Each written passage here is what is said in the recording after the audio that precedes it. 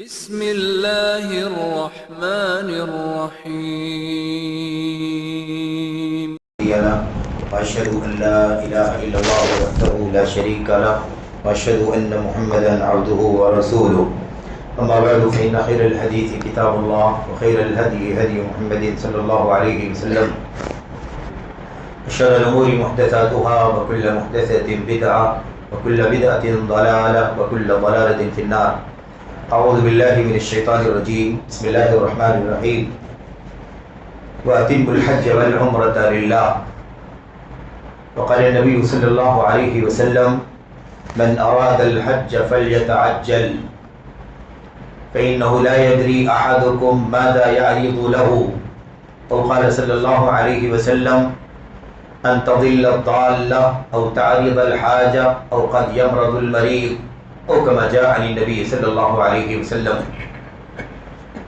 وقال النبي صلى الله عليه وسلم مهلا في حجه فقال عليه الصلاة والسلام لبيك اللهم لبيك لبيك لا شريك لك لبيك إن الحمد والنعمة لك والملك لا شريك لك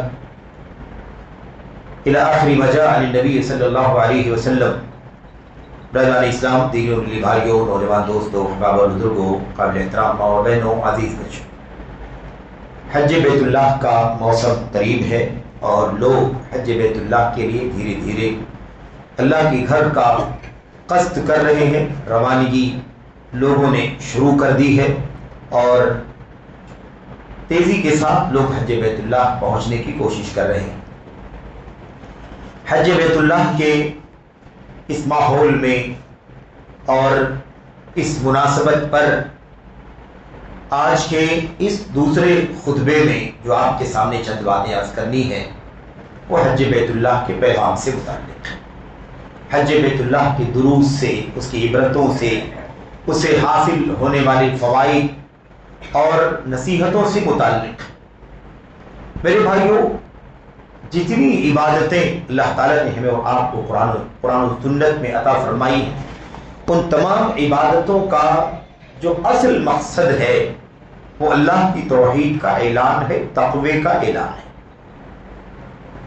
اللہ کی توحید کا اعلان ہی کرنا تمام عبادات کا مقصد ہے. ہمارے لیے اللہ تبارک و تعالیٰ کی توحید کی گواہی نبی کریم صلی اللہ علیہ وسلم کی رسالت کی گواہی سب سے پہلے ہے، اور اسی لیے ہم کہتے ہیں اشہد ان لا الہ الا اللہ واشہد ان محمد رسول اللہ. اس اعلان کے بعد جو عبادات ہماری اور آپ کی گردنوں پر اللہ تبارک و تعالیٰ نے ڈالی ہیں، صلاۃ ہے، زکوٰۃ ہے، صوم رمضان ہے، حج بیت اللہ ہے، اس کے علاوہ ہے قربانی ہے، نذر و نیاز ہے، صدقات ہے وغیرہ، ساری عبادات کا جو مقصد ہے وہ یہ ہے کہ اللہ کی توحید کا اعلان ہو. دنیا میں لوگ نہ جانے کس کو اپنا معبود بنائے ہوئے. کوئی کسی کے سامنے سر ٹیکتا ہے، کوئی کسی کے سامنے ہاتھ اٹھاتا ہے، کوئی کسی کے سامنے اپنی حاجات کا، ضروریات کا سوال کرتا ہے. کوئی کسی کو اپنے آپ سے جوڑے ہوئے ہے، کوئی کسی سے اپنے آپ کو جوڑے ہوئے ہیں. لیکن اسلام اس بات کی تعلیم دیتا ہے کہ تو اسلام کے ماننے والوں، دنیا کے سامنے اللہ تبارک و تعالیٰ کی وحدانیت کا توحید کا اعلان. دنیا کب کس کے سامنے سر ٹیک رہی ہے، لیکن ہم اللہ تبارک و تعالیٰ کے بندے ہیں، اسلام کے ماننے والے، ہم قرآن کی امت ہیں، سنت کی امت ہے. ہم اللہ تبارک و تعالیٰ ہی کی صرف اور صرف عبادت کرتے ہیں. اس عبادت میں، بندگی میں اللہ تعالیٰ کے ساتھ کسی کو بھی اور کچھ بھی شریک نہیں. یہ بنیادی مقصد ہے اور اس کا اعلان قرآن کریم میں جا بجا آپ کو ملے گا، جا بجا، جگہ جگہ. وَمَا خَلَقْتُ الْجِنَّ وَالْإِنسَ إِلَّا لِيَعْبُدُونِ. میں نے جنوں اور انسانوں کو صرف اس لیے پیدا کیا ہے تاکہ وہ میری عبادت کریں. اللہ نے اپنی عبادت کے لیے ہم کو پیدا کیا. تو یہ عبادت کا مقصد ہے کہ اللہ کی عبادت. اللہ نے عبادت کے لیے نہیں پیدا کیا، صرف اپنی عبادت کے لیے پیدا کیا. کسی کو بھی لوگ معبود بنا، کسی کے سامنے بھی سر ٹیکے، کسی کے سامنے بھی سر جھکائیں، کسی کے سامنے رکوع کریں، کھڑے ہوں، طواف کریں، کسی کے گھر کا. اللہ تبارک و تعالیٰ اس لیے نہیں پیدا کیا. ہماری جو آپ کی پیدائش کا مقصد صرف اللہ تعالیٰ کی عبادت، اللہ کی تنہا عبادت، اسی کا نام توحید. اسی کا نام توحید ہے. حج بیت اللہ کی بات آ گئی. دو چار باتیں, مختصر وقت زیادہ نہیں ہوتا اس لیے دو چار باتیں جو آپ کے سامنے سرسری طور پر رکھنی ہے حج بیت اللہ کے پیغام سے متعلق. ان میں دو باتیں بہت بنیادی ہیں. یہ حج بیت اللہ ہمیں اور آپ کو توحید کا پیغام دیتا ہے, تقویٰ کا پیغام دیتا ہے, اللہ کے نبی محمد الرسول اللہ صلی اللہ علیہ وسلم کی سنت کی پیروی ہونی چاہیے اور بس, اس کا پیغام دیتا ہے. یہ دو تین باتیں زیادہ اہم اور ضروری ہیں.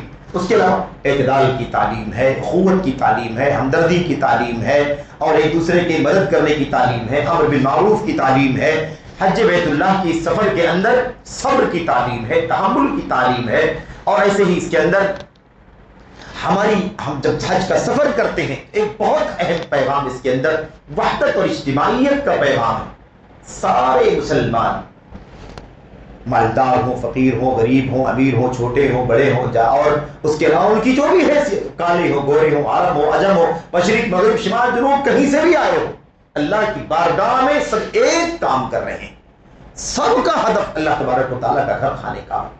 سب نمازیں اللہ کے لیے پڑھ رہے ہیں, سب طواف اللہ کے گھر کا کر رہے ہیں, سب مینا میں ہیں, سب مزدلفہ میں, سب عرفات میں ہیں, سب جمرات پر کنکریاں مار رہے ہیں, سب مینا میں راتیں گزار رہے ہیں, سب طواف ودا کر رہے ہیں. سارے کے سارے لوگ ایک, اسی کو اتحاد اور وحدت کہا جاتا ہے. بہرحال اللہ تبارک و تعالیٰ نے حج بیت اللہ میں توحید کا جو پیغام رکھا ہے اس کی شروعات کہاں سے ہوتی؟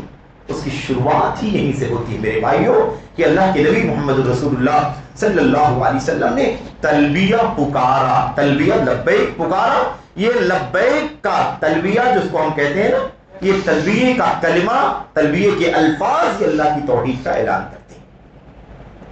حضرت جابر بن عبداللہ رضی اللہ عنہ نے جب اللہ کے نبی علیہ السلام کے پورے حج کا پورا شروع سے لے کر کے گھر سے نکلنے سے لے کر کے حج کر کے پورا واپس آنے تک کا پورا حج کا سفر جب بیان کرتے ہیں, اس سفر کے درمیان یہ بات شروع میں ہی بیان کرتے ہیں, فَأَحَلَّ بِالتَّوْحِيدِ فَقَالَ اللَّهُ لَبَّيْكَ اللَّهُمَّ لَبَّيْكَ لَبَّيْكَ لَا شَرِيكَ لَكَ لَبَّيْكَ إِنَّ الْحَمْدَ وَالنِّعْمَةَ لَكَ وَالْمُلْكَ لَا شَرِيكَ لَكَ. جابر بن عبداللہ کہتے ہیں نبی کریم صلی اللہ علیہ وسلم توحید کا تلبیہ پکارا. احل بالتوحید, توحید کا اعلان کیا. احل کا مطلب کیا ہوتا ہے؟ زور سے آواز نکالنا, چیخ نکال دینا, سمجھ رہے؟ احل بالتوحید یعنی آواز کے ساتھ اللہ کی توحید کا اعلان کیا. کیسے اعلان کیا؟ اللہ کے نبی علیہ السلام نے فرمایا لبیک اللہم لبیک. لبیک اس کو کہتے ہیں, لبیک کا معنی کیا ہوتا ہے؟ ہم لوگ ترجمہ کرتے ہیں اس کا حاضر ہوں میں, حاضر ہوں میں. یہ تمام بہت ساری باتیں جو کہی گئی ہیں اس کو خلاصے کے طور پر, نچوڑ کے طور پر یہ بات کہہ دی جاتی ہے حاضر ہوں میں. اس کا معنی صرف اتنا ہی نہیں ہوتا کہ میں حاضر ہوں. لبیک کا لبا یلبی البا بالمکان کا مطلب ہوتا ہے کسی بھی چیز کو لازم پکڑنا اور ہمیشہ کرتے رہنا.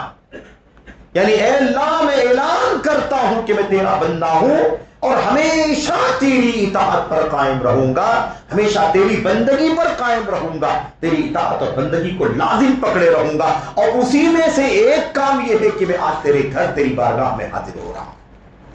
تو نے بلا لیا ہے,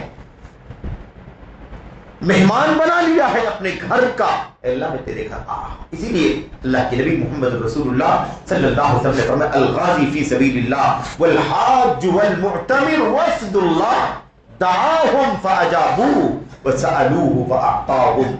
اللہ کے نبی صلی اللہ علیہ وسلم نے فرمایا اللہ کی راہ میں لڑائی لڑنے والے, جنگ کرنے والے, یہ جو دنیا میں جو جنگ چل رہی ہے نا, یہ جنگ نہیں, یہ فساد ہے. جنگ کب ہوتی جاتی ہے؟ اسلامی جہاد کب ہوتا ہے؟ جب اللہ کی توحید کو بلند کرنے کا مقصد. کوئی حکومت بچا رہا, کوئی باؤنڈری بچا رہا, کوئی دولت بچا رہا ہے, کوئی سیاست بچا رہا ہے, اس کا نام جہاد نہیں ہے. اور اس میں جتنی جانیں جا رہی شہادت نہیں ہو رہی ہے. اس لیے غلط فہمی نہیں ہونی. دنگا ہے, فساد ہے, آتنک ہے, ٹیررزم ہے, اس کا اسلام سے کوئی لینا دینا نہیں. اسلام تو نہ کسی چونٹی کو بھی مارنا منع کرتا ہے, کسی پرندے کو ستانا بھی منع کرتا ہے, کسی کتے بلی کو تکلیف دینے سے اسلام منع کرتا ہے. تو کسی کی جان لینا کیسے اسلام میں بلا وجہ جائز ہو سکتا, اور بھی اس کا نام جہاد رکھا جائے؟ تو یہ تو خیر ایک الگ موضوع ہے. عرض کر رہا تھا اللہ کے نبی الغازی فی سبیل اللہ, اللہ کے راستے میں لڑنے والا. اب کوئی ملک کے راستے میں لڑنے والا، کوئی دولت کے راستے میں لڑنے والا، کوئی سیاست کے راستے میں لڑنے والا، کوئی اس راستے کو اللہ کا راستہ نہیں کہتے. تو اللہ کے راستے میں لڑنے والا نمبر 1. نمبر 2 الحاج، حج کرنے والا. المعتمر نمبر 3 عمرہ کرنے والا. ان 3 لوگوں کے بارے میں اللہ کے نبی صلی اللہ علیہ وسلم نے فرمایا وفد اللہ، یہ اللہ کے مہمان ہیں. وفد کس کو کہتے ہیں؟ ڈیلیگیشن. معزز محترم مہمانوں کو وفد کہا جاتا ہے، اس کو ڈیلیگیشن کہتے ہیں. یہ اللہ تبارک و تعالیٰ کے معزز مہمان ہیں. دعاہم فاجابوا، اللہ نے بلا لیا تو چلے آئے. اللہ نے بلایا ان کو تو چلے آئے. وَسَأَلُوهُ فَأَعْطَاهُمْ، اور انہوں نے اللہ، ان مہمانوں نے اللہ سے مانگا، اللہ سے سوال کیا. اللہ مال دے، دولت دے، صحت دے، امن دے، ایمان دے، اتباع سنت دے، ہر طرح کی بھلائی دے، ہر طرح کی برائی سے بچا. ان لوگوں نے اللہ سے مانگا فَأَعْطَاهُمْ، تو اللہ تعالیٰ نے ان کو عطا فرما دیا. اللہ نے بلایا تو چلے آئے، اور انہوں نے اللہ سے مانگا تو اللہ نے انہیں عطا فرما دیا. تو یہ اللہ کی نبی علیہ السلام کی حدیث کی کون ہے؟ یہ ڈیلیگیشن، معزز مہمان ہے، وقت ہے. تو حج بیت اللہ کا جو مسئلہ ہے وہ یہ بہت بنیادی مسئلہ ہے جسے ہمیں آپ کو سمجھنے کی ضرورت ہے کہ اب اس معزز مہمانوں کا کام کیا ہے. اللہ کی اطاعت پر قائم رہیں گے، اللہ کی بندگی پر قائم رہیں گے، اللہ جیسے کہے گا ویسا کریں گے، اللہ جس سے منع کرے گا مان لیں، رک جائیں گے، باز آ جائیں گے. اور اسی کا اعلان کرتے ہیں لبیک اللہم لبیک. اچھا اس کے بعد توحید کا پیغام اس کے اندر کہاں ہے؟ لبیک اللہم، اے اللہ. کس کو کہا جا رہا ہے اے اللہ؟ وہی جو اللہ حقیقی اللہ ہے. کوئی در دیوار شجر قمر حجر نہیں، کوئی دیوی دیوتا، کوئی مورتی، کوئی کچھ بھی نہیں. اللہ تبارک و تعالیٰ کو کس کو مخاطب کیا جا رہا ہے؟ اللہ. اللہم، ہم جو ہے یہ جو میم تشدید والا لگا ہوا ہے نا، یہ یا کے بدلے میں آپ یا اللہ کہیں یا اللہم کہیں، دونوں کا معنی ایک ہے، اے اللہ. یا اللہ کا معنی کیا؟ اے اللہ. اور یہی آپ کہنا چاہیں اللہم تو بھی معنی کیا ہوگا؟ اے اللہ. وہ میم تشدید کے ساتھ جو لاسٹ میں ہے وہ یا کے بدلے میں ہے عربی گرامر کے اندر. بہرحال تو یہ تو خیر ایسی ہی بات آ گئی. عرض کر رہا تھا اللہ تبارک و اللہ کے نبی کیا لبیک اللہم لبیک. اللہ کی وحدانیت کا اعلان کرنے کے بعد اے اللہ میں تیری بارگاہ میں حاضر، تیری اطاعت پر قائم رہوں گا، وعدہ کر رہا ہوں میں تیری اطاعت پر قائم رہوں گا. لبیک لا شریک لک لبیک، تیرا کوئی شریک نہیں ہے، میں تیری اطاعت پر ہمیشہ قائم رہوں گا اللہ، اور اسی لیے تیری بارگاہ میں اس وقت آ بھی رہا ہوں. تو لبیک اللہم لبیک لبیک لا شریک لک، تیرا کوئی شریک نہیں، میں حاضر. اس کے بعد آگے اللہ کے نبی صلی اللہ علیہ وسلم لبیک لا شریک لک لبیک ان الحمد والنعمت لک والملک. حمد تعریف، ملک بادشاہت، اور نعمت بادشاہت اور ساری تعریف ہے تیرے لیے، کسی اور کے لیے نہیں. تنہا کس کے لیے؟ اللہ تبارک. یہ اعلان ہے. اور پھر آخر میں پھر کیا کہا؟ لا شریک لک، تیرا کوئی شریک نہیں. آپ تو جی ایک لائن کے تلبیہ میں توحید کا پیغام، اللہ کی بارگاہ میں حاضری کا اعلان، اللہ کی اطاعت اور بندگی پر قائم رہنے کا عہد، معاہدہ، اور اس پر عزم، اور اس کے ساتھ ساتھ 2 مرتبہ کوئی شریک نہیں ہے تیرا، اس کا اعلان کہ تنہا تو ہی عبادت کے قابل ہے، تیرا کوئی پارٹنر عبادت کے مسئلے. یہ اللہ تبارک و تعالیٰ کی توحید کا اعلان ہے. آپ کو یہاں پر بتاؤں میں، اصل میں یہی اعلان ہے. پوری دنیا شرک کرے گی لیکن ہم اہل اسلام اللہ کی توحید کا اعلان کریں گے. مشرکین مکہ کیا کرتے تھے؟ خانہ کعبہ کے صحن میں مطاف پر آتے تھے، وہ بھی تلبیہ پکارتے تھے، لیکن وہ تلبیہ مشرکانہ تلبیہ تھا، شرک والا تلبیہ.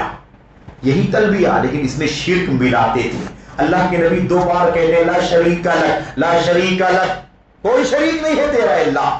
لیکن مشرکین کیا کہتے تھے؟ لبیک اللہم لبیک لبیک لا شریک لک لبیک. اب یہاں لا شریک لک کہنے کے بعد کہتے تھے الا شریکا هو لک تملکہ وما ملک، تیرا کوئی شریک نہیں ہے سوائے ایک شریک کے، سوائے ایک شریک. وہ شریک کون ہے؟ جن کو بنا رکھا، کوئی لات ہوگا، کوئی منات ہوگا، کوئی عزا ہوگا، کوئی شجر ہوگا، کوئی قبر ہوگا، کوئی سورج ہوگا، کوئی ستارہ ہوگا، کوئی نبی ہوگا، جس کو بھی بنا رکھا ہے اس نے. وہ کیا کہتا تھا؟ الا شریکا هو لک، ہاں ایک شریک ہے جو تیرا ہے. تملک ہوا ما ملک، تو اس کا بھی مالک ہے اور اس کے پاس جو کچھ ہے تو اس کا بھی مالک ہے. ٹھیک ہے, اللہ تو سب کا ہی مالک ہے, لیکن شریک تم نے اس مملوک کو شریک کیسے بنایا؟ جو اللہ کی ملکیت میں ہے وہ اللہ کا شریک کیسے ہو سکتا ہے؟ اللہ سب کا بادشاہ ہے, سب غلام ہے, تو پھر وہ غلام شریک کیسے ہوگا اللہ تبارک و تعالیٰ کا؟ حد کر دی مشرکوں نے. اللہ تبارک و تعالیٰ اسی توحید کا, اسی شرک کی تردید میں کہ جب مشرکوں کی دنیا خانہ کعبہ کے صحن میں آ کر کے تلبیہ میں شرک کا اعلان کرتی تھی, تو اہل اسلام محمد رسول اللہ صلی اللہ علیہ وسلم کی امت کے لوگ ہم آج اللہ کے گھر کے سامنے کھڑے ہو کر کے اللہ کی توحید کا اعلان کرتے, کوئی شریک نہیں, کوئی شریک نہیں, یہ اعلان کرتے.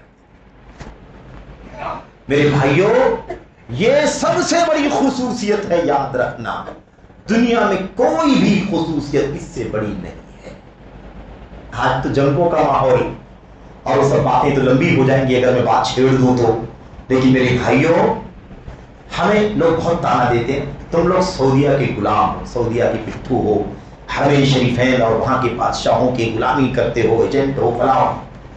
ایک بات کان کھول کر کے سب کو سنا دو, بتا دو, جس کے بھی ذہن میں شبہ ہے وہ دور کر دے. کوئی رشتہ سعودی عرب سے ہمارا نہیں ہے, کوئی خون کا رشتہ, کوئی مال کا رشتہ, کوئی کاروبار کا رشتہ نہیں ہے. اگر محبت ہے سعودی عرب سے, وہاں کے علماء سے, حکمرانوں سے, تو صرف اس لیے محبت ہے کہ دنیا میں واحد ملک ہے جو توحید کا علم بردار ہے. کوئی بتائے ہوئی زمین پر, اس کرہ ارضیہ کے اوپر, اس زمین کے اس پلیٹ میں کوئی بتائے کہ کوئی ملک ہے جو سعودی عرب کے بالمقابل ہو. دنیا میں کوئی ایسا ملک نہیں ملے گا جہاں شرک و بدعت کے کہیں نہ کہیں اڈے موجود نہ ہو, سوائے مملکت سعودی عرب کی. اس لیے ہمیں محبت ہے اور کوئی رشتہ نہیں ہے. رہی بات وہ گناہ کرتے ہیں, وہ جرم کرتے ہیں, چھوٹا گناہ بڑا گناہ, کون کہتا ہے کہ وہ فرشتوں کی بستی ہے؟ وہ بھی انسان ہے, انسان ہے تو غلطیاں کیوں نہیں کریں گے؟ وہ کوئی بھی غلطی کرے گا. معصوم جو ہے نبی ہوتے ہیں, اللہ کے بندے وہ معصوم ہیں جن کو اللہ نے معصوم بنایا ہے. نہ وہ فرشتے ہیں نہ وہ نبی ہیں, وہ امت کے لوگ ہیں, انسان ہی ہیں. غلطیاں کر سکتے ہیں. ہم کب کہتے ہیں کہ وہ غلطی نہیں کرتے؟ وہ خود کب کہتے ہیں کہ ہم غلطی نہیں کرتے, گناہ کے کام نہیں کرتے؟ چھوٹی گناہ کرتے, بڑے گناہ کے کام کرتے, وہاں کے علماء منع کرتے ہیں, سمجھاتے ہیں, نصیحت کرتے ہیں, لیکن کوئی بتائے کہ مقابل میں سعودی عرب جیسا کوئی ملک ہے؟ سعودی عرب میں توحید کا سب سے بڑا مرکز, سنت کی دعوت پوری دنیا میں پھیلانے کا مشن, اس کے بالمقابل تو کوئی خوبی دنیا میں ہے ہی نہیں. اب اگر اس اتنی بڑی خوبی کے بعد اگر انسان ہونے کے ناطے گناہ کریں, گانا گائیں, فلمیں کریں, یہ کریں, وہ کریں, اگر مثال کے طور پر, تو ان کی اس سب سے بڑی خوبی کو نظر انداز کر کے اس پر گندی مکھیوں کی طرح جا کر کے بیٹھنا کہ وہ گناہ کے کام کرتے ہیں. اب دنیا کے ممالک کیا کرتے ہیں؟ دنیا کے ممالک کیا کرتے ہیں بتاؤ ذرا. دنیا کا کون سا ملک ہے جہاں 1000 جرائم ہے شرک و کفر سے لے کر کے سارے کے سارے گناہ موجود ہیں, اس پر نظر نہیں جاتی؟ لیکن ایک ملک جو توحید و سنت کا کہوارہ ہے, پوری دنیا میں توحید و سنت کا علم اٹھائے ہوئے ہے, اپنے وقت سے, اپنے مال سے پوری دنیا کی مدد کر رہا ہے, اس کی چند غلطیوں کی بنیاد پر اس کے پورے کیریئر کو خراب کرنے کی کوشش کرتے ہیں. یہ کن کا کام ہے جانتے ہو؟ یہ انہی کا کام ہے جو ہمیشہ سے توحید و سنت کے دشمن رہے ہیں, ہمیشہ سے. اور پھر خارجیت, رافضیت, اس کا سب سے بڑا ہتھکنڈا, اخوانیوں کا سب سے بڑا مشن یہی ہے کہ توحید و سنت کی سرزمین کو بدنام کیا جائے. میرے بھائیوں سن لو, کوئی تعصب نہیں. اگر تعصب ہے تو اللہ کی توحید کے لیے ہے, نبی کی سنت کے لیے تعصب ہے, سلف صالحین کے منہج کے لیے تعصب ہے, بس, اور کسی کے لیے کوئی تعصب نہیں ہے.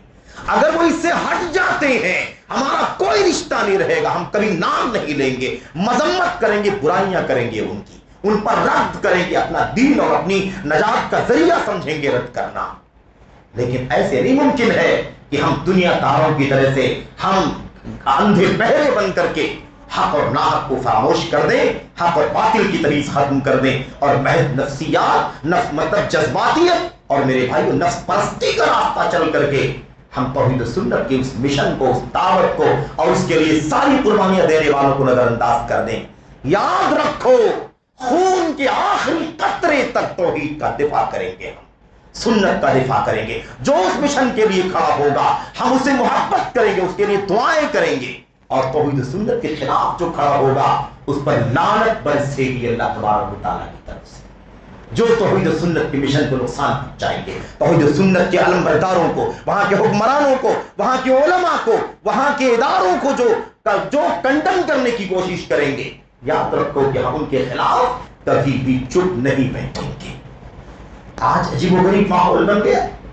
سب سے بڑا مجرم سعودی عرب ہے.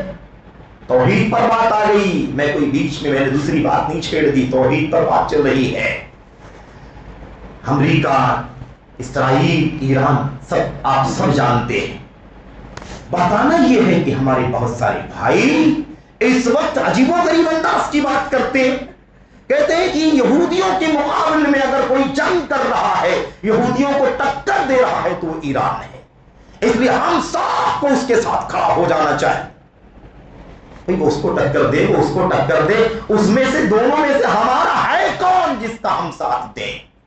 اگر دونوں ہی دشمن ہو تو ہم کیوں کسی کا ساتھ دیں؟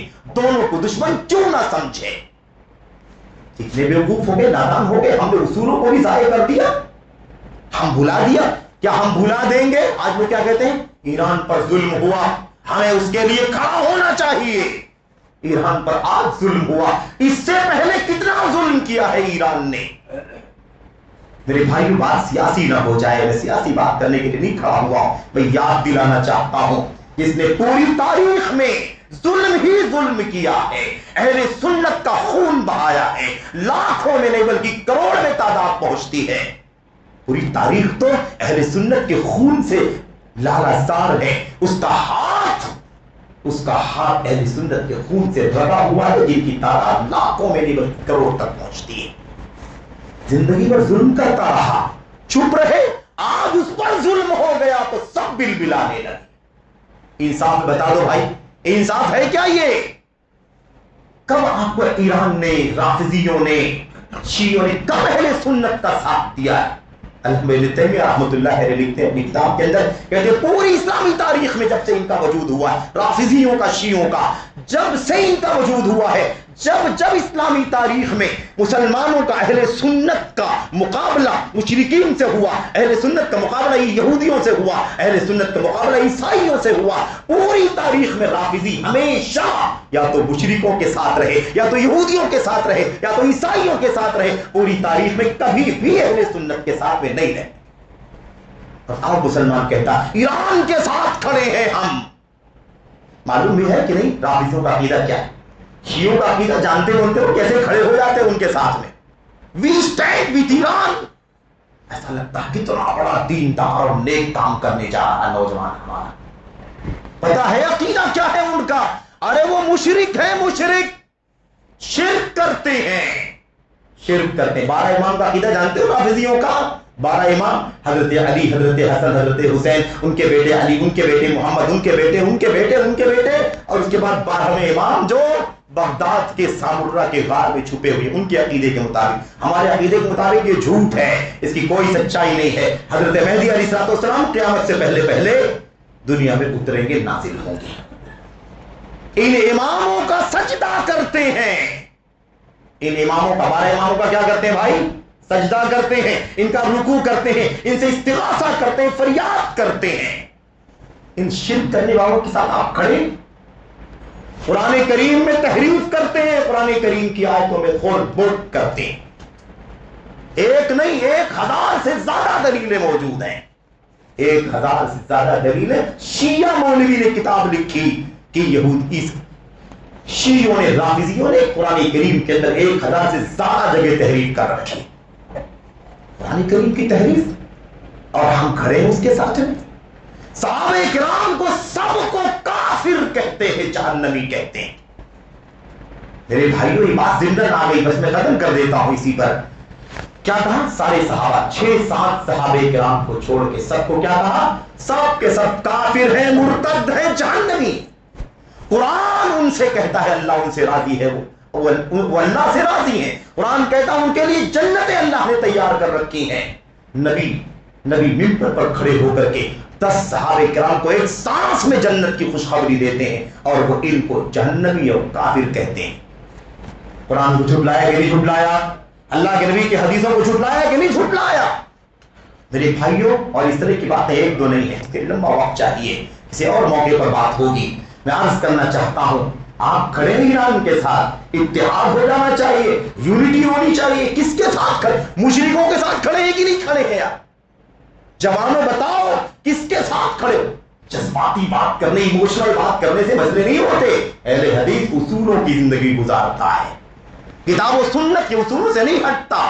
दुनिया इधर से उधर हो जाए, हम अपने उसूलों से नहीं हटने वाले। हमारा ईमान है, हमने ऐसे ही चलते चलते नहीं कोई बात मान ली है, हमने इल्म और बसीरत से कुरान और सुन्नत को गले लगाया है, दुनिया के सारे फिरकों को किनारे किया है, और हमने अहले सुन्नत का जो किताब और सुन्नत का अकीदा, सहाबे किराम जिस पर जिंदगी गुजारते रहे, हमने उसे गले लगाया है। हमने ऐसे वैसे नहीं ले लिया इस अकीदे को, इसलिए हम बहकते नहीं है, भटकते नहीं है। इसलिए अगर कोई कहता है हम ईरान के साथ खड़े हैं, सुन लो कान खोल करके कि वो शिर्क के साथ खड़ा है, वो इनकार सुन्नत के साथ खड़ा, कुरान करीम की तहरीफ के साथ खड़ा है, वो सहाबे किराम को गाली देने वालों, काफिर कहने वालों के साथ खड़ा है। सोचे कि वो किसके साथ खड़ा है, और जब खड़ा होगा अल्लाह तबारक व तआला के सामने क़यामत के दिन, तो जवाब क्या देगा? मेरे भाइयों, तो तौहीद का पैगाम हज में भरा हुआ है, जगह जगह तौहीद का पैगाम। ये बात ज़िम्नन आ गई, ज़िम्नन आ गई। दूसरी बात क्या कह रहा था मैं? तक़वे की, तक़वे का पैगाम। हज में क्या है? तक़वे का पैगाम। वतज़व्वदू फ़इन्न ख़ैरज़्ज़ादि तक़वा वत्तक़ून या उलिल। हज के बारे में ये आयत करीमा हज के अंदर आई हुई है। तज़व्वदू, सामान ले लो, सामान सफर ले लो, हज के लिए जा रहे हो। वो फ़इन क्या फरमाया? फ़इन्न ख़ैरज़्ज़ादि तक़वा, सबसे बेहतरीन सामान सफर तक़वा है। सबसे बेहतरीन सामान सफर तक़वा। क्या मतलब? जब आप सफर में रहें तो तक़वे की जिंदगी हमेशा गुजारना है। सफर में खास तौर पर कोई हराम ना हो, कोई मुनकर ना हो, कोई झूठ ना हो, ये नजर गलत ना उठे, जबान गलत ना चले, आंखें गलत ना देखें, हाथ गलत ना चले, पैर गलत ना उठे, तमाम चीजें कंट्रोल में होनी चाहिए। इसलिए अल्लाह के नबी ने फरमाया सल्लल्लाहु अलैहि वसल्लम ने, मन हज्ज फलम यरफुस वलम यफसुक वजअका यौम वलदतहु उम्मुहु, जो आदमी हज बैतुल्लाह कर ले, हज बैतुल्लाह करे और फलम यरफुस, कोई शहवत की बात ना बोले, कोई शहवत का काम ना करे, है ना, गलत नजर ना उठाए किसी की तरफ, वो भी शहवत का हिस्सा है। और वलम यफसुक, और कोई गुनाह का काम ना करे, कोई गुनाह का काम न करे, तो ऐसे लौट करके आएगा गुनाहों से पाक होकर जैसे आज ही अपनी मां के पेट से पैदा हुआ है, एकदम पाक। यहां एक बात जरूर याद दिलाना चाहता हूं, ये जो गुनाहों से पाक होने की बात है ना, इसका ताल्लुक अल्लाह के हक वाले गुनाह है। अल्लाह के हक वाले गुनाह, बंदों के हक वाले गुनाह माफ नहीं होंगे। न नमाज फर्ज से, न रोजे से, न ज़कात से, न हज से, न सदका खैरात से, किसी भी नेकी के बड़े से बड़े फर्ज काम से बंदे का हक माफ नहीं होगा। हमने उसका हड़प कर लिया, उसका छीन लिया, उसका ले लिया, नहीं दिया, चोरी किया, गीबत की, चुगली की, किसी पर इल्जाम लगाया, बुहतान लगाया, मारा, सताया, किसी की जान ले ली, बंदे का कोई भी हक हमारी किसी भी इबादत की फजीलत पे माफ नहीं होगा। फिर माफ कैसे होगा? हज करने जाएंगे नहीं माफ होगा? नहीं माफ होगा भाई। अगर माफी हो जाए तो बहुत अच्छा है, करोड़ों हवन कर लो और 5 लाख रुपए खर्च करके सब माफ करा लो। याद रखना, हज बैतुल्लाह से भी किसी बंदे का हक, उम्मत का इत्तेफाक है कि कोई भी बंदे का हक मार ले, हज बार बार करे, हज से उसके दूसरे गुनाह माफ होंगे, लेकिन बंदे का हक माफ नहीं होगा। फिर कैसे माफ होगा? माफ होगा 2 तरह से, या तो उसका हक सफर करने से पहले दे के जाओ, अदा करके जाओ, जो कुछ भी उसका हमने लिया है मारा, उसको अदा करके तहल्लुल कर लो, दे करके क्या हो जाओ? फ्री हो जाओ, आजाद हो जाओ। या फिर अगर दे के नहीं फारिग हो सकते तो उससे माफ करवा लो, आपको माफ कर दे, उसके अलावा कोई फायदा नहीं। उसके अलावा हज कर लेंगे, उम्रा कर लेंगे, मर जाएंगे, क़यामत के दिन हाजिर होंगे, वो सारा अकाउंट में लिखा हुआ होगा, हिसाबो किताब नेकियों का होगा, बदियों का होगा। इसका लिया, इसका मारा, इसको गीबत की, इसकी चुगली की, इसको फला किया, फला किया, फला किया, इसका कर्ज लिया था वापस नहीं दिया, इसका हक था नहीं वापस किया, कोई बात नहीं है, नेकियां दो, नेकियां दे दे करके उनका हक अदा करना होगा। और नेकियां अगर कंप्लीट होंगी, ادا ہو جائے گا حق تک تو ٹھیک ہے، لیکن نیکیاں اگر کم پڑ جائیں کہ حق نہیں ادا ہوگا تو حقداروں کے گناہ اٹھا کر کے اس کی گردن پر ڈال دیے جائیں گے۔ تو آسان نہیں، یہ بات یاد رہے، کیونکہ ہم حج کے لیے جاتے ہیں نا، ہمارے دماغ میں رہتا ہے کہ سب معاف ہو جائے گا۔ یاد رہے، بندے کا حق معاف نہیں ہوگا، ادا کر کے ہی جانا، ورنہ وہ لٹکا رہے گا۔ اللہ کی راہ میں کوئی جہاد کرے، سر کٹائے، تب بھی کسی بندے کا حق معاف نہیں ہوگا۔ قرض لیا ہوگا نا، ادا نہیں کیا جائے گا، اور حج جائے گا، جہاد میں لڑے گا اور اللہ کی کلمے کی بلندی کے لیے خون بہا کر کے آئے گا، شہید ہو کر کے آئے گا، شہادت کا مقام اپنی جگہ پر، لیکن قرض کا گناہ معاف نہیں ہوگا۔ اللہ کے نبی یغفر للشہید کل شیء الا کل ذنب الا الدین، شہید کے ہر گناہ کو معاف کر دیا جائے گا سوائے قرض کے، جو بندے کا قرض لیا ہے اس نے اور اسے واپس نہیں کیا، اس لیے بات ذہن سے نکل جانی چاہیے۔ بہرحال میرے بھائیوں، تیسری اور آخری بات اگر یہ بات ختم کرتا ہوں، بہت ساری باتیں ہیں اسلام، حج کا پیغام، حج کا سبق تو بہت لمبا ہے، دسیوں سبق ہیں اور بہت عظیم ہے۔ اتباع سنت، یہ حج ہمیں سبق دیتا ہے سنت کی پیروی۔ آپ بتائیے سنت کی پیروی کا پیغام ہے کہ نہیں؟ اللہ کے نبی نے جو حج بیت اللہ کا سفر شروع کیا، ایک ہی حج کیا نا، اللہ کے نبی نے ایک ہی حج کیا۔ آپ نے کیا کہا تھا؟ آپ نے فرمایا تھا لِتَخُذُوا عَنِّی مَنَاسِکَکُمْ، اے لوگوں مجھ سے حج کا طریقہ سیکھ لو۔ سنت میری سنت سیکھو کہ میرا طریقہ کیا ہے حج کرنے کا۔ تو حج میں سنت کے مطابق کیا ہونا چاہیے، طریقہ اتباع سنت کا ہونا چاہیے۔ اور پھر آپ دیکھ لو پورے سفر کے اندر حج بیت اللہ میں اتباع سنت کا کہاں کہاں آپ کو سبق ملتا ہے۔ یہ سلے ہوئے کپڑے نکالنے پڑتے ہیں کہ نہیں؟ مردوں کے لیے سلے ہوئے کپڑے نکالو، 2 چادریں پہنو۔ ارے بھائی، آپ کتنا بھی مہنگا کپڑا پہننے والے ہو، کتنی بھی اونچی زندگی آپ گزارنے والے ہو، اللہ کے گھر کے حج کے لیے آپ کے کپڑے اتارنے ہوں گے اور 2 چادریں آپ کو لپیٹ کر کے اللہ کے گھر میں حاضر ہونا ہوگا۔ ہم نے کیوں کیا؟ کیونکہ نبی نے طریقہ یہی بتلایا۔ ہم نے کیوں کیا ایسا؟ نبی نے طریقہ یہی بتلایا۔ بال لبیک پکارنے کے بعد بال نہیں کاٹ سکتے، منع کیوں؟ نبی نے کہا بال نہیں کاٹ سکتے، ناخن نہیں کاٹ سکتے، نکاح کا پیغام نہیں دے سکتے، بیوی سے ملاقات نہیں کر سکتے، شکار خشکی کا نہیں کر سکتے، سر کو ڈھانک نہیں سکتے، چہرے کو نہیں ڈھانک۔ مردوں کی بات ہو رہی، ایک مثال ہے آپ کو حج کے احکام میں، آپ کو جگہ جگہ آپ کو کیا دکھائی دے گا؟ اتباع سنت دکھائی دے گی۔ یہ پیغام ہے حج بیت اللہ کا، کہ حج میں اللہ کے نبی کی سنت پر عمل کرتے ہیں، یہاں سے پیغام لے کر کے جائیں گے، زندگی بھر ہمیشہ اتباع سنت کی زندگی گزاریں گے، یہ پیغام لے کر کے جانا۔ اور کیا کہا تھا؟ حجر اسود کے پاس عمر بن خطاب آئے تھے نا، یاد ہے آپ کو؟ انہوں نے حجر اسود کی طرف پہنچے اور آپ نے حجر اسود کو چھوا بھی، بوسا بھی دیا، چوما بھی، لیکن وہیں پر ایک بات کہی تھی۔ کیا کہا تھا؟ یا حجر انی لا اعلم انک حجر، حجر اسود، سنگ اسود، میں تجھے چوم رہا ہوں، میں تجھے چھو رہا ہوں اور میں جانتا ہوں کہ تو پتھر ہے، لا تضر ولا تنفع، نہ تو فائدہ پہنچا سکتا ہے نہ نقصان پہنچا سکتا ہے۔ وَلَوْلَا أَنِّي رَأَيْتُ رَسُولَ اللَّهِ صلی اللہ علیہ وسلم قَبَّلَكَ مَا قَبَّلْتُكَ، اگر میں نے تجھے نبی کریم صلی اللہ علیہ وسلم کو چومتے ہوئے نہ دیکھا ہوتا تو ہرگز نہ چومتا۔ سنت کی پیروی ہے کہ نہیں پیروی؟ نبی نے چوما، ہم چومے، بس یہ ہے بات۔ بہرحال میرے بھائیوں، اس لیے بات کو سمجھیں، یہ ہے حج بیت اللہ کی پیغام۔ جو بھی ہمارے بھائی بہن جا رہے ہیں وہ حج کے پیغام، اس کے سبق کو ذہن میں رکھیں، ایک ٹرپ، سفر کا ایک ٹور ہو کر کے نہ رہ جائے۔ یہ عبادت ہے، عبادت کر کے واپس آئیں، عبادت کے لیے جائیں، عبادت کر کے واپس آئیں۔ اور رہا مسئلہ ان لوگوں کا جن لوگوں کے یہاں بہت ساری بدعتیں ہیں، بہت ساری شرک ہیں، تو ان کی بات ہی کیا کہنا۔ نبی کریم صلی اللہ علیہ وسلم کی اتباع کی بات چل رہی تھی۔ اسی حج کے موقع پر احمد رضا خان صاحب نے کہا تھا، اپنی کتاب میں لکھا تھا، حاجیوں آؤ شہنشاہ کا روزہ دیکھو، کعبہ تو دیکھ چکے، کعبے کا کعبہ دیکھو۔ یہ بھی ایک حج، یہ بھی کیا ہے؟ یہ بھی ایک حج ہے۔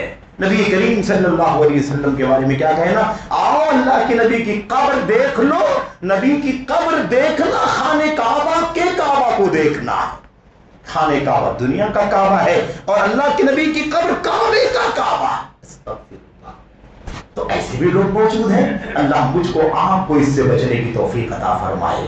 یاد رکھنا، اگر ہم نے روایتوں کو نہیں چھوڑا اور عبادت کو صحیح معنوں میں ادا نہیں کیا تو وقت اور پیسے سب جائیں گے، وبال الگ سے ہوگا۔ نبی کو شہنشاہ کہا، اللہ کے نبی نے فرمایا ان اخنا اسم عند اللہ شاہنشاہ ملک الملوک، دنیا کا بدترین نام، گندا گھناؤنا نام یہ ہے کہ کوئی کسی کو شہنشاہ کہے، کوئی بادشاہوں کا بادشاہ کہے، بدترین نام ہے۔ اور نبی کو وہ نام دیا جا رہا ہے جس نبی نے شہنشاہ کہنے کو بدترین نام کہا ہے، وہی نام سنت سنت سنت سنت کی بات کرنے والے ہمارے بھائی اللہ کے نبی کو شہنشاہ کہتے ہیں۔ بہرحال میرے بھائیوں، اللہ سے دعا کرتے ہیں کہ اللہ تعالیٰ ہمیں اور آپ کو حج بیت اللہ کا پیغام سمجھنے کی توفیق عطا فرمائے، ہمیں توحید اور سنت کا عالم ہمیشہ قائم رکھنے کی توفیق عطا فرمائے، اور محبت اللہ کے لیے، دشمنی اللہ کے لیے۔ توحید اور سنت ہے اس لیے محبت ہے، جہاں شرک اور بدعت ہوگی نفرت شروع ہو جائے گی۔ ہم کسی اور کے لیے، کسی اور کو راضی کرنے کے لیے کسی سے دوستی دشمنی نہیں رکھتے، اللہ کے لیے دوستی اور اللہ کے لیے دشمنی۔ اللہ تعالیٰ مجھ کو آپ کو اس پیغام کو سمجھنے کی توفیق عطا فرمائے، آمین رب العالمین۔ الحمدللہ نحمده ونستعینه ونستغفره، اللهم صل علی محمد وعلی آل محمد كما صلیت علی ابراہیم وعلی آل ابراہیم انک حمید مجید، سبحان ربک رب العزة عما یصفون وسلام علی المرسلین والحمد للہ۔